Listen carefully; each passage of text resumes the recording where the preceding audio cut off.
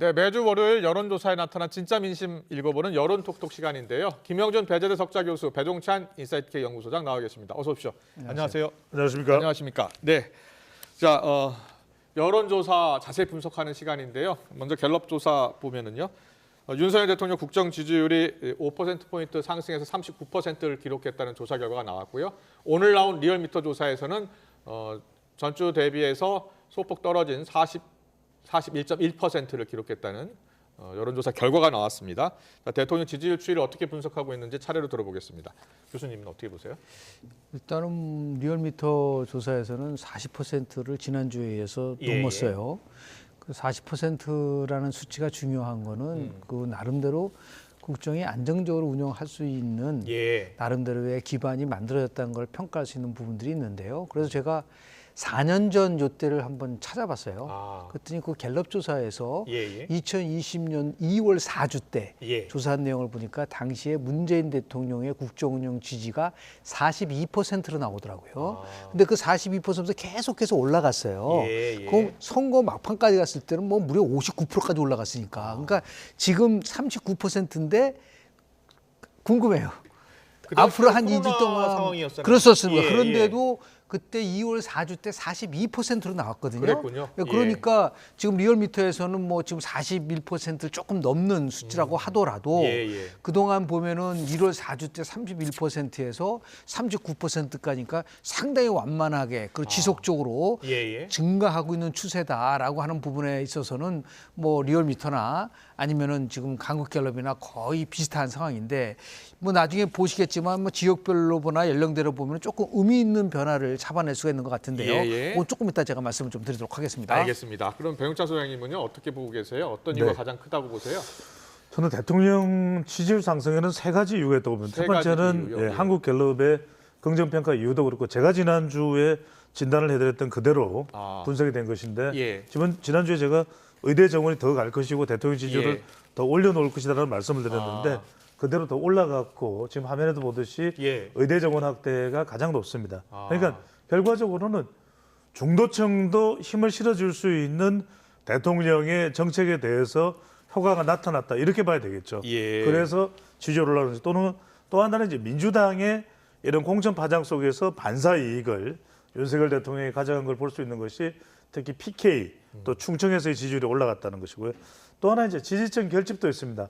방금 전에 우리 김영준 교수님께서 굉장히 중요한 말씀을 해주셨는데 4년 전에도 코로나 국면에서 여당 지지층들이 그때는 더 결집을 한 겁니다. 왜? 위기 국면이다. 이럴 때 대통령 중심으로 뭉치자. 거기에 일종의 밴드웨거닝 효과로 중도층까지도 따라가는 현상이 나타났거든요. 이번의 경우도 마찬가지입니다. 의대 정원 관련해서 윤석열 대통령이 어떻게 앞으로 또 정책 추진하냐 중요한데 여기서 한 가지 매우 중요한 포인트가 있습니다. 뭐죠? 자, 갤럽은 계속 올라갔는데 리얼미터는 조금 주춤하거든요. 그렇죠. 이건 뭐냐 하면은 일단은 반사 이익을 얻을 수 있는 것은 한계가 있는 겁니다. 그러니까 이제 민주당 이 공천 파장에 따른 반사 이익은 일단 일단락됐는데 대통령의 향후에 파격적인 국정 운영이 의대 정원 확대 외에 어디에서 더 나올 건가 이걸 좀 관망한다고 봐야 되겠죠. 그래서 윤 대통령의 한 달여 동안의 국정 운영에 파격적인 행보가 있을 거냐 없을 거냐 유권자들은 좀 더 보겠다라는 판단으로 보입니다. 그렇군요. 김영준 교수께서는 갤럽의 그 연령대별로 지역별 걸 한번 보면서 말씀을 좀 드리도록 하겠는데요. 갤럽 조사에서 가장 그 두드러진 부분들은 서울 지역이에요. 이 서울 지역에서 대통령의 국정운영 지지도가 저 연령별로인데요. 연령대도 먼저 갈게요. 연령대를 보면은 20대 같은 경우를 보면은 원래 27%로 나왔는데요. 이전 주는 21%였기 때문에 이 6% 올랐고요. 50대가 굉장히 흥미로운 거죠. 50대가 36%로 나왔는데 지난주는 27%였거든요. 그러니까 9%로 올라갔는데 이게 지금 국정운영 지도하고 정당 지도하고 20대하고 50대가 같이 올라가는 양상을 지금 보이고 있다는 것이 특징적으로 나타날 수가 있는 것이고요. 그리고 서울 지역도 보면은 지난주에 비교해서 서울 같은 경우는 이번에 대통령 국정운영 지지도가 40%로 나와 있는 거로 돼 있는데요. 실제로 보면 뭐 5% 정도 올라가 돼 있는데 무려 10%포인트가 서울이 올라갔다. 올라갔다라는 거 하고 대전도 상대적으로 보면 올라갔는데 흥미로운 거는 아까 조금 전에 배 소장님 말씀하신 것처럼 PK하고 TK라는 게 전통적인 보수층이라고 한다면 대구에서 무려 62%거든요. 근데 이 대구에서 비율이 17% 예, 포인트 무려 오른 걸로 17% 포인트가 올라간 걸로 나타나고 있다. 그러니까 예. 이거는 한편으로는 보수가 결집이 되면서 예. 서울이라든지 20대라든지 50대에서 분명하게 이거는 나름대로 여러 흐름이 변화되고 있다는 부분들이 이제 정책적인 것도 있고 반사 입장도 있고 그러지만은 예. 결국은 향후에 향후에. 국정을 누가 안정적으로 끌고 갈 수 있을 것이냐 자신들의 민생과 관련된 예. 저는 이 부분에 관련돼서는 대통령 국정운전이 이렇게 높아지는 이유는 대통령의 정책 효과 특히 이제 의대 정원에 관련된 것도 보다도 네. 저는 민생 토론의 효과라고 봐요. 아. 그러니까 지금 15차를 진행을 하고 있는데요. 예. 뭐 그린벨트 전면 해제하고 그 재개혁을 재건축하고 이런 부분들이요. 또 창원에 가가지고는 뭐 5조 원 정도의 R&D 먼저 하고 예. 그리고 더 나가서 대전 같은 데 가서는 뭐 예를 들어 대전을 과학도시로 만들겠다라든지 이런 부분들이 굉장히 중요한 나름대로의 정책적인 부분들을 얘기를 하고 있기 때문에 네. 이것이 바로 이제 여건이 갖고 있는 하나의 프레임이라고 볼 수 있지 않나 생각을 좀 하게 그렇군요. 됩니다. 지역별 세대별 특징을 분석해 주셨어요. 네, 예. 방금 전에 주목해야 될 부분이 제가 대통령 지지율이 올라간 이후에 민주당 공천 파장의 반사익을 말씀드렸거든요. 예. 이게 굉장히 중요한 게 지역별로 좀 지역별로 다시 볼까요? PK 지역을 보여주시면 좋겠어요. 예. 그래도 낙동강 벨트가 좀 중요합니다. 지금 아. 역대 우리가 총선도 그렇고 선거에서도 그렇고 민주당이 낙동강 벨트에서 일정한 성과, 바로 낙동강 벨트가 어디냐면 부산, 울산, 경남, 특히 경남과 부산 지역의 민주당 현역 의원들이 교두보를 마련한 그런 곳인데 예. 부산, 울산, 경남을 보십시오. 아. 이거 대통령 지지율입니다. 대통령이 지지율이 불과 2달 전만 하더라도 부울경이 매우 위태로웠어요. 예. 기억나실 겁니다. 우리 김영수 의원께서도. 그런데 예. 지금 부울경에 보면 대통령의 긍정 지지율이 50일이에요. 아. 그리고 그 당시 때 엑스포 유치 실패 때 많이 하락하지 않았나요? 그러니까요. 후쿠시마 원전수도 있고. 근데 예.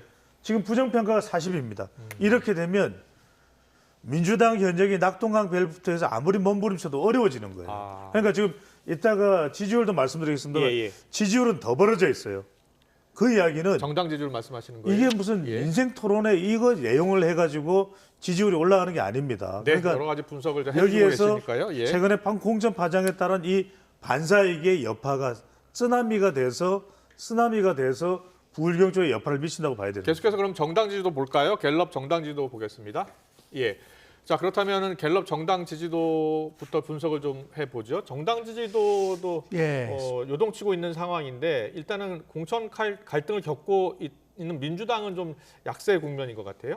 실제로 갤럽 조사죠. 예. 그 국민의힘이 40이고 더불어민주당 33인데요. 7% 포인트 차이가 났기 때문에 이거는 오차 범위를 벗어나는 거예요. 예. 제가 4년 전 걸 똑같이 찾아봤습니다. 예. 당시에 보니까 더불어민주당이 37%였었고요. 당시에요? 네, 당시에. 그리고 미래통합당이 23%였었습니다. 네. 그러니까 상당한 차이가 있었던 건데 그래서 40%를 그러면 언제 더불어민주당이 40%대로 갔을까라고 보니까 4월 첫째 주 때에 더불어민주당이 정당 지지에서 한국갤럽 조사에 41%로 나오더라고요. 예. 그런데 지금 2월 말 정도에서 40%까지 갔다고 한다는 거는 상당히 특히 국민의힘의 입장에서 봤을 때는 고무적인 거라 볼 수 있는 것이고 그게 바로 이제 공천 파동과 관련된 부분이라는 해석을 할 수밖에 없는 부분이고 예. 아까 말씀드린 거와 말씀을 좀 드리면 이 공천 파동이 예. 세 가지 면에서 영향을 줄 수밖에 없는데요. 네. 첫 번째는 이게 공천 파동의 핵심이라는 거는 친문과 친명의 대결 구도 아닌가요? 예. 결국은 친문과 친노가 분노할 수 있는 가장 큰 지역이 바로 PK라는 거죠. 아. 그러니까 노무현 예. 그리고 문재인 대통령이 있었던 그 기반에서 예. 저렇게 갈등이 심화되면 PK 지역에 요동칠 수밖에 없다는 거가 있고요. 예. 두 번째는 앞으로 나오겠지만 이게 투표율 문제에 있어서 민주당이 굉장히 곤혹스러울 거다. 저렇게 민주당이 계속해서 공천 과제라든지 변화를 거부하게 됐을 경우에는 민주당을 지지하는 계층에서의 투표율에 대한 문제를 심각하게 고민해야 될 필요가 있는 거고 마지막 세 번째는 이러한 파장 속에서 가장 큰 수혜자는 조국혁신당이고 가장 큰 피해자는 어떻게 보면은 개혁신당일 수가 있다. 그러니까 개혁신당이 예. 지금 뉴스에서 완전히 사라져 버렸어요. 예. 지금 한 달 완전히 예, 이 예. 공천 파동 때문에 이런 것들을 가지고 있지만 여하튼 저거는 나름대로 왜 그러면 저런 현상이 나타날까라고 봤을 때 네. 실은 한국갤럽이 지난 2월 4주째 아주 중요한 조사를 했어요. 어떤 조사를 했냐면 예. 정당 지도만이 아니라 측면별로 정당에 대한 이미지 조사를 했거든요. 예. 예를 들어서 뭐 경제발전 노력이라든지 서민복지 노력이라든지 국민 여론 반영 이 부분에 별 차가 없지만 네. 변화와 쇄신 노력에서 보면은 더불어민주당은 22%밖에 안 되는데 국민의힘은 30%. 예. 그리고 공정한 사회에 대한 노력도 보면은 민주당은 24고 예. 국민의 30%. 이 변화 쇄신 노력에서 이렇게 크게 차이가 난다는 거는 결국은 정당 지지도에다 영향을 미칠 수밖에 없고 네. 이것이 중도 측에서 보면 오히려 지금까지 중도는 거의 다 더불어민주당이 한국갤럽에서 앞섰는데 이 변화 쇄신 노력과 공정사회 노력 보면은 오히려 민주당보다는 국민의힘 쪽의 지지가 많다라는 거 이게 바로 이제 공천 파동의 가장 중요한 그렇군요. 나름대로의 효과라고 볼 수 있는 거죠. 그렇군요. 지금 뭐 갤럽 조사 네. 봤고요. 리얼미터 조사까지 함께 이 지역별로도 다 한번 분석을 좀 해주세요. 그 그렇습니다. 대통령 지지율하고 비슷하게 가고 있는 거예요. 우리 그러면? 갤럽에 좀 초점을 맞출 필요가 있을 예. 것 같아요. 갤럽 조사 지역별로 한번 보여주시면 네. 상당히 우리가 함축된 많은 중요한 대목들이 등장합니다. 예. 지금 이제 대략 이제 총선이 한 달여밖에 남지 않았습니다. 왜냐하면 네. 사전 투표율을 기준으로 그렇네요. 하면 예. 사전 투표율을 기준으로 하면 한 달여밖에 남지 않는데 먼저 제일 하단에 이게 굉장히 중요합니다. 예. 부산, 울산, 경남을 한번 보실까요? 국민의힘 50, 민주당 20이에요. 아. 반토막도 안 됩니다. 예. 이렇게 되면 낙동강 벨트가 굉장히 밑으로져요, 민주당. 예. 지지율이 이렇게 되면 후보자들이 어떻게 몸부림을 칠 수가 없는 상태입니다. 예. 또 하나 주목해야 될 게 여러분들 낙동강 벨트 중요하지만 더 중요한 게 어디입니까? 한강 벨트죠. 예. 서울을 보면은 43대 26이에요. 아. 예. 이렇게 벌어졌던 적이 있습니까? 그러니까 이게 단순히 다른 이유가 아니라 공천에서 지금 임종석, 김영주 예. 사태가 벌어지는 곳이 서울이거든요. 예. 그래서 이 말씀드린 여기 한강 벨트입니다. 네. 그다음 주목을 해야 될 게 이 지역이 제일 중요합니다. 어디죠? 광주 전라를 보십시오. 예. 자, 민주당 53, 국민의힘 9니까 배 소장 뭐 볼 게 없는데 민주당이 압도적인데 뭐지? 뭘 보라는 거야? 직전 조사에서 민주당의 광주 전라가 67이었어요. 아. 53으로 예. 14% 포인트가 날아갔습니다. 그럼 국민의힘 쪽으로 간 거야? 국민의힘은 직전 조사도 9, 이번 조사도 9입니다. 예. 그런데 직전 조사에서 이 호남 지역에 지지하는 정당이 없다가 몇 퍼센트인지 아십니까? 10%였어요. 예. 그런데 이번 조사에 몇 퍼센트인지 아십니까? 26%로 지역 중에서 제일 높아요. 아. 방금 전에 굉장히 중요한 말씀하셨는데 김영주 교수께서 부산이 이렇게 되니까 친문이 발끈했다는 이야기 하셨잖아요. 예. 민주당의 핵심 지지 기반은 어디입니까? 호남이 발끈한 거예요. 아. 자, 임종석, 홍영표, 이낙연, 고향이 어디죠? 호남입니다. 예. 그러니까 왜 호남 사람들을 왜 자꾸 쳐내? 이게 이제 작동하는 것이 지금 이번 조사에서 호남에 지지하는 정당이 없다는 무당층이 26%로 직전 조사보다도 16%포인트가 더 높아졌습니다. 알겠습니다. 자, 이제 정당까지 분석을 해봤는데 오늘 민주당 공천에서 배제된 임종석 전 대통령 비서실장이요. 당의 결정을 수용한다라는 글을 SNS에 남겨서 이 향후 거취를 놓고 전망이 분분한데요. 홍영표 의원, 박용진 의원도 거취 관련 발언을 해서 관심을 모으고 있습니다. 직접 듣고서 이야기 더 나누겠습니다. 서른 의원이 먼저 탈당을 했습니다만 저는 좀 일단 현역 의원들이 좀 중심이 돼서 이렇게 하고 좀 민주연대 뭐 이런 구상을 좀 하고 있는데 그걸 또 하루 이틀 더 논의하니까 그 과정에서 첫 걸음이 아마 그게 될 거다. 제가 만약에 결단을 하게 되면 뭐 그렇게 생각합니다. 민주연합 연대가 먼저고 그러면 그 이후에 새로운 미래랑도 손을 네, 당연히 뭐 이렇게 함께 하는 것을 모색을 하게 되겠죠. 박용진, 김한정, 윤영찬을 하위 10%를 스스로 드러낸 사람들 아니에요? 그리고 경선을 하겠다고 하는 사람들 아니에요? 잔류파로 부르지 마시고 바보파라고 불려주세요. 바보파요? 그야말로 부박하게 말이에요. 이익에 따라서 이리 붙고 저리 붙고 바람 부는 대로 눕는 정치, 물결 치는 대로 흘러가는 정치. 그런 정치 말고 늘 해왔던 이야기들 반복하고 자기 길을 가려고 하는 사람들, 그 바보 같은 정치인들이 좀 있어야죠.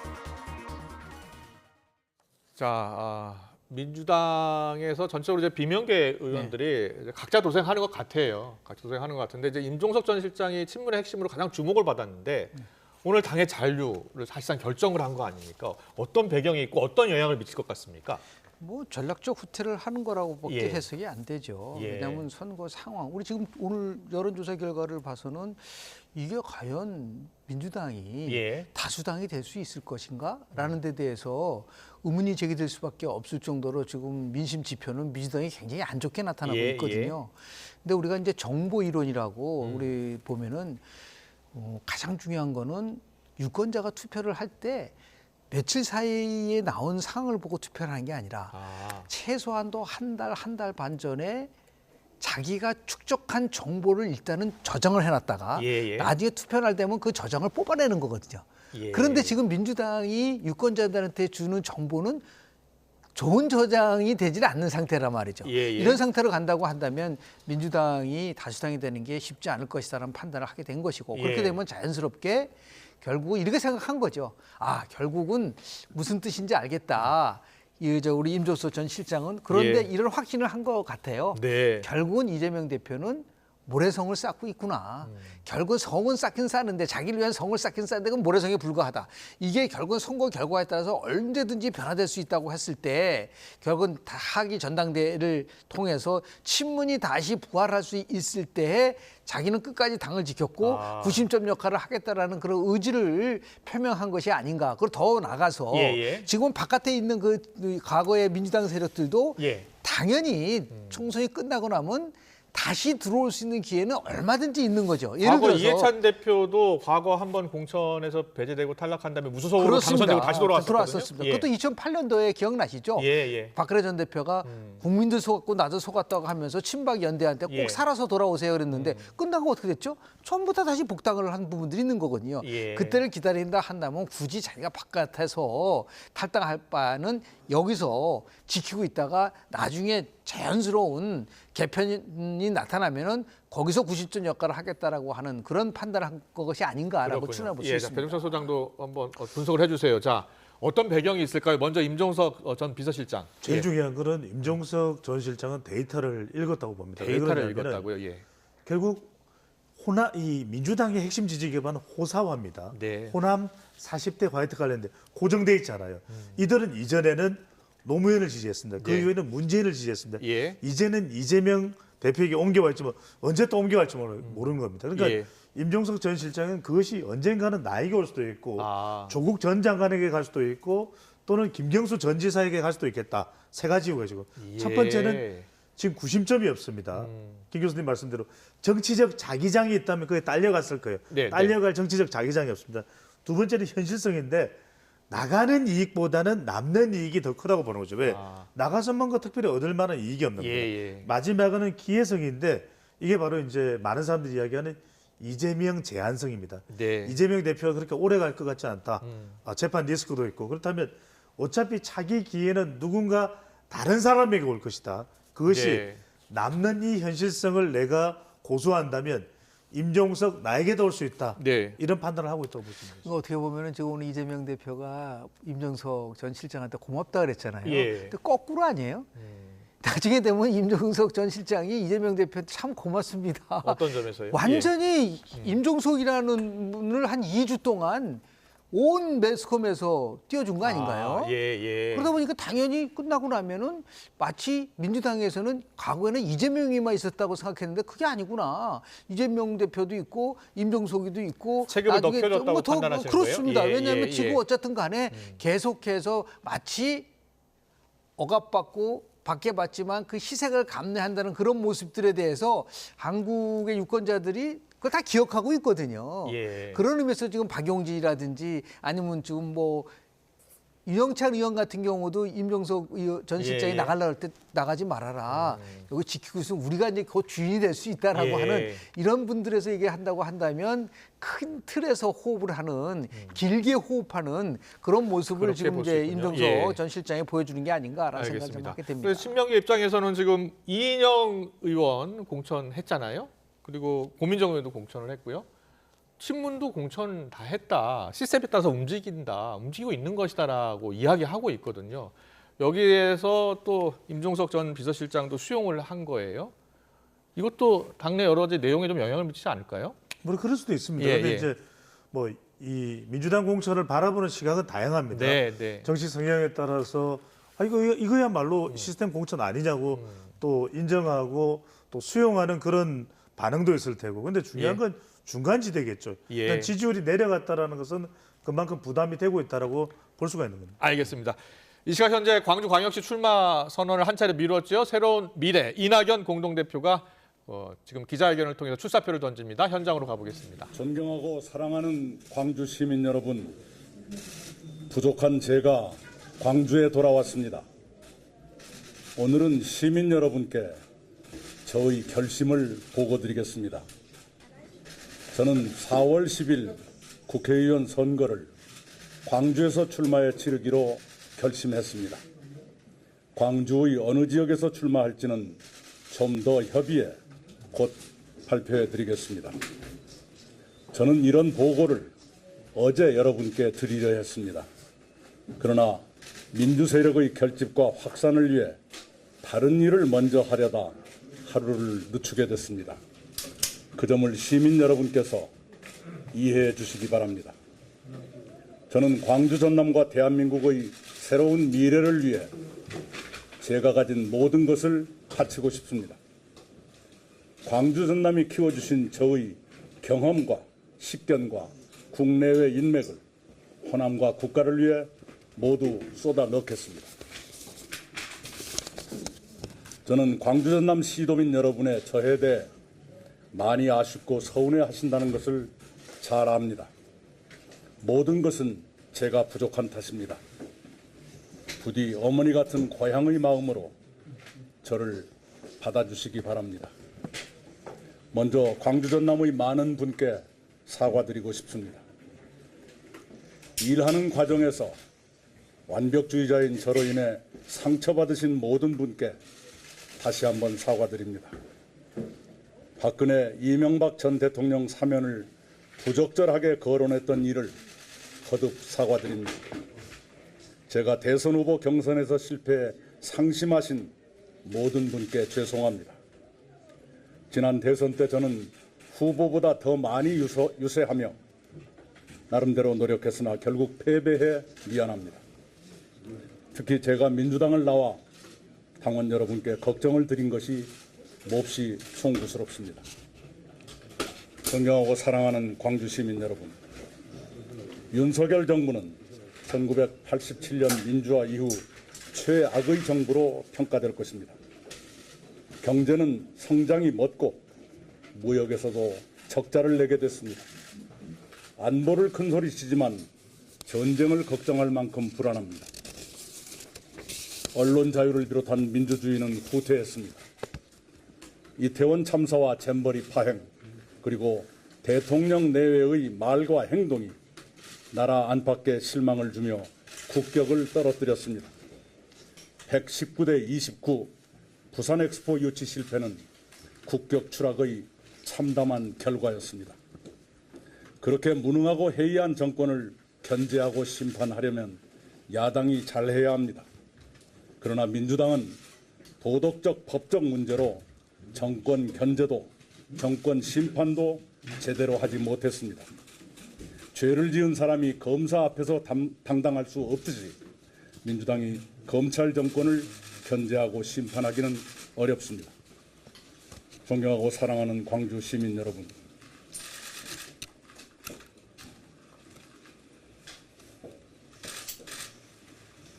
저희 아버지는 평생을 아무런 보상도 없이 헌신한 이름 없는 민주당 당원이셨습니다. 4.19가 일어났던 것이 제가 초등학교 3학년 시절입니다. 4.19로 민주당은 처음으로 여당이 됐습니다. 그해 여름에 학교를 마치고 집에 왔는데 집 뒤안에서 남자 울음소리가 들렸습니다. 가봤더니 상추밭에 소처럼 큰 저희 아버지가 엎드려 울고 계셨습니다. 아버지, 어째 운다오? 울지 말으란 게라. 아버지는 울음을 그치지 않았습니다. 한참 우신 뒤에 울음을 그치고 저에게 설명을 했습니다. 모처럼 여당이 된 국회의원이 아버지에게 이동지 이력서 한 장 써와. 어쩌라. 자네가 법성 조합장하소. 당신은 여당 국회의원이 연장도 조합장도 마음대로 하던 시절이었던가 봅니다. 아버지는 설레는 마음으로 문방구에 가서 이력서 용지를 사왔습니다. 그러나 막상 쓰려고 보니까 쓸 것이 없었습니다. 학교를 입학한 적이 없었기 때문입니다. 아버지의 생애는 출생과 사망만 있는 그런 인생이었습니다. 그렇게 쓸 것 없는 이력서 용지를 찢어버리고 국회의원 댁에 가서 의원님, 나는 자격이 없소. 딴 사람. 네, 이낙연 대표가 광주 출마 기자회견을 어제 원래 하기로 했었는데 미뤘다가 오늘 다시 이제 출마 기자회견을 한 건데요. 여러 이야기가 나오고 있어요. 이낙연 대표가 임종석 전 비서실장을 영입하려 했다라는 이야기도 나오고 있고요. 어떻게 보셨어요? 그 대목이 가장 크지 않겠습니까? 예, 왜냐하면은 호남에서 시너지 효과를 올리기 위해서는 또 호남 기반이 있는 이낙연 대표뿐만 아니라 예. 또 전남 장흥이 고향이죠. 임종석 전 실장이 합류할 경우에는 말 그대로 쌍끌이 견인이 가능하거든요. 그런 예, 측면에서 상당히 공을 들였던 것 같아요. 원래 이 기자회견이 어제 예정됐던 겁니다. 예. 근데 오늘로 미뤄진 걸 보면은 임종석 전 실장에 대한 포섭이 여의치 않았던 이유가 예. 오늘로 이제 미뤄지면서 할 수밖에 없는 것으로 해석이 됩니다. 네.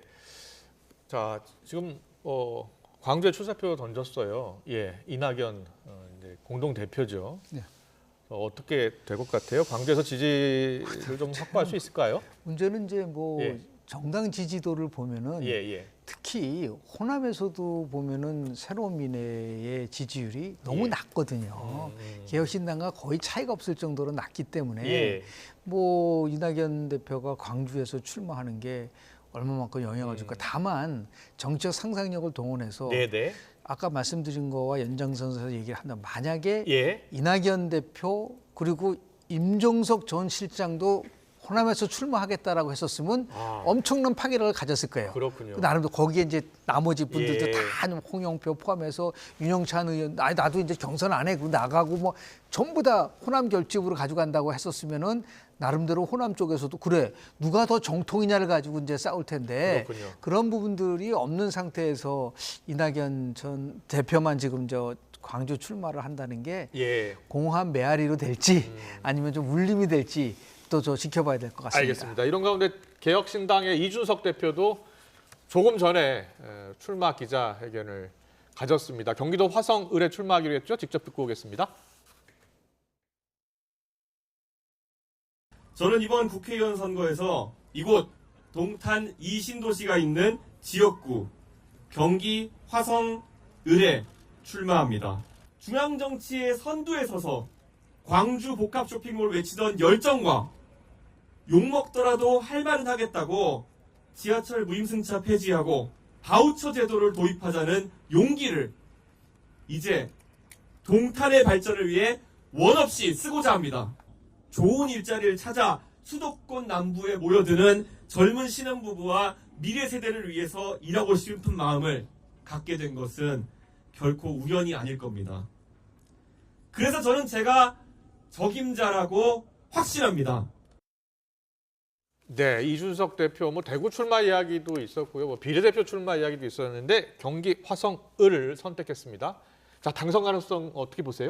그걸 노렸을 겁니다. 그러니까 예. 이제 이 리더 도전을 안 할 수는 없다. 왜냐하면 네. 지금 이낙연 새로운 미래 대표까지 출마를 하는 상황에서 이전에 이낙연 전 총리를 이야기해서 어디 출마라고 본인이 직접 얘기했죠. 예, 요구를 줄기차게 또 공개적으로 해왔던 이준석 대표로서는 본인은 또 희생하거나 도전 안 할 수가 없는 상황이거든요. 그렇군요. 그럴 때 우리가 뭐 대구 이야기 나오고 세종 이야기 나오고 노원 이야기 나오고 예. 뭐 온갖 이야기들이 다 나왔습니다. 광주 아. 이야기도 나왔었는데 이 화성이 어떤 성격이냐면 여러분들 세 글자입니다. 반도체입니다. 예. 반도체이기 때문에 젊은 세대, 예. 그다음에 중도층, 예. 과학적으로 상당히 특화되어 있는 지역이기 때문에 예. 적어도 이준석 바람몰이를 하면 어느 정도 가능성이 있지 않겠냐. 여기도 마찬가지로 쌍끌이를 하는데 누구냐?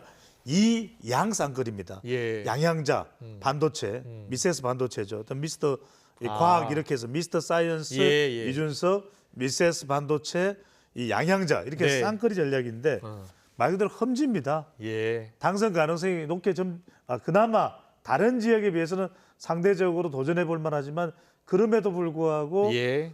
신당으로서는 상당히 험지가 될 수밖에는 없어 보입니다. 그렇군요. 민주당은 이제 공영훈 후보가 이제 공천이 됐고요. 예. 아직 국민의힘은 아직 공천 아직 안 됐죠. 예.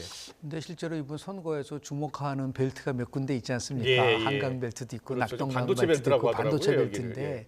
이 반도체 벨트 같은 경우는 이제 용인하고 화성만 합쳐도 지역구가 7개 이상 되는 그렇군요. 지역이거든요. 이게 많은 지역이에요. 예. 8개 되는군요. 그러니까 여기서 결국은 유권자들이 무엇을 보고 투표를 하느냐, 뭐 젊은 사람이라든지 뭐 변화 이런 것보다도 자기 지역의 최대의 이익을 가져다 줄 수 있는 그런 쪽에다가 투표를 할 가능성이 높다고 한다면 저 지역도 예.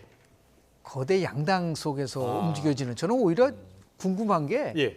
과연 이준석 대표가 과연 몇 %나 득표할 수 있을 것인가 네. 라는 부분에 관심을 가지고 간다고 한다면 예. 그리고 본인이 뭐 아주 굉장히 정치적으로 큰 인물인 것처럼 얘기했다고 한다면 나름대로 상징적인 데 가가지고 출마를 해야지 무슨 나름대로 화성 같은 데 가가지고 예. 출마를 하면서 이걸 끌고 갈 수 있느냐 그게 바로 이준석의 한계다라는 말씀 좀 드리고 싶습니다. 알겠습니다. 자, 마지막으로 김영주 국회 부의장 오늘 오전에 국민의힘에 입당을 했습니다. 어떤 이야기인지 듣고 오겠습니다. 저는 처음에 농구를 시작하면서 나라는 것보다 우리라는 걸 배웠습니다. 특히 농구는 단체 운동이기 때문에 한 사람이 잘해서는 승리할 수 없습니다. 정치인은 국가의 발전과 국민의 삶의 질 향상을 위해서 일을 해야 된다고 생각을 합니다. 개인의 사리사욕을 위한 도구로 쓰여져서는 안 된다고 생각합니다.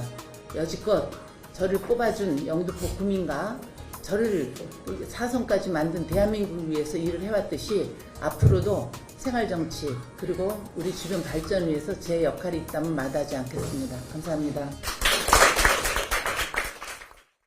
네, 탈당하고 국민의힘에 바로 입당을 했어요. 네, 이상민 의원과 마찬가지로 아마 이제 민주당 탈당해서 갖고 있기 때문에 물론 이제 4선까지 지내고 문재인 정부 때는 장관까지 하고 예. 이런 분이 또 노동 문제와 관련돼서 과연 국민의힘과 어느 정도 일치성을 갖고 있느냐라는 부분 속에서 이제 비판이 예. 있을 수 있다고 좀 보는데요. 보수 쪽에서는 일부 비판의 목소리가 나오고 당연히 있어요. 나오죠. 예. 그런데 이제 우리가 항상 얘기를 하고 있지만은 선거를 앞두고 중도 외연 확장이라든지 나름대로 통합의 모습을 예. 보여줄 수 있느냐라는 부분에 있을 때 보면 꼭 뭐 김영주 부의장만이 아니라 지금 보면은 마포에 출마하는 함은경은 예. 운동권 세력 또 예를 들어서 과거 96년도에 당시에 신한국당이 민중당 세력을 영입을 예, 해서 예. 이재호라든지 김문수라든지 그리고 또 뭐 모래시계 검사 홍준표 당시에 예. 그 변호사도 같이 했었던 부분들이 있는데 물론 이제 그렇게 정확하게 일치하지는 않지만 민주당에 있다가 국민의힘을 가는 사람은 있는데 그 국민의힘에 있다가 민주당 가는 사람은 아직 예. 안 나온 것 같아요. 네네. 이것이 상징하는 의미에 대한 부분들. 그러니까 이게 모든 것이 결국은 본질은 공천 파동 속에서 파생된 거라고 하기 때문에 예. 민주당이 저런 부분을 이제 비판할 때는 항상 곤혹스러울 수밖에 없지 않겠느냐라는 거죠. 예. 결국 뭐 중도층이 중요할 것 같습니다. 이 영등포 네. 어른 바로 영등포 갑과 함께 영등포를 구성하고 있는 두 지역구거든요. 예. 결국 중도가 중요하다. 김영주 의원으로서는 억울, 분노, 이른바 농구, 영주 이렇게 얘기할 수 있는데 여기에는 민주당 성향이 매우 강한 지역입니다. 예. 지역 텃밭 자체가 김영주 의원이 닦아놓은 기반도 있겠지만 여기는 상당히 이 민주당 성향이 강한 곳인데 여기에 민주당 공천을 누가 받았냐면 직전 영등포 구청장인 최 현일 전 구청장이 받았거든요. 예. 만만치가 않을 거예요. 그래서 예. 여기는 김영주 의원이 얻는 이익보다는 국민의힘이 얻는 이익이 크다. 왜? 김영주 의원이 국민의힘 입당하고 선거에 나섬으로써 반 이재명 전선을 더 예. 서울에서 굳건하게 만드는데 이른바 국민의힘이 얻는 이익이 큰 김영주 의원의 국민의힘 입당으로 볼 수 있겠죠. 네, 알겠습니다. 저희가 그래픽 잠깐 올려드렸는데 이재명 대표가 이제 채용 비리 부분에 대한 언급을 했어요. 소명을 하지 못했기 때문에 0점 처리된 것으로 알고 있다라고 했더니 김용주 의장이 국회 부의장이 검찰 수사 받은 적 없고 다 끝난 얘기다. 이재명 대표가 많이 다급했나 보다라는 이야기했습니다. 이재명 대표는 어떠한 사항이라도 얘기를 할 수가 없어요. 본인과 관련돼서 지금 얼마나 많은 사법적인 리스크가 있는데 채용 비리보다 훨씬 큰 거를 지금 당 대표가 사법 리스크가 있는데 저런 얘기는 차라리 안 하는 게 좋다라는 말씀 좀 드립니다. 여기까지 듣겠습니다. 지금까지 배종찬 인사이트K 연구소장 김영준 배재대 석좌 교수와 함께 짚어봤습니다. 오늘 말씀 잘 들었습니다. 고맙습니다. 고맙습니다. 감사합니다.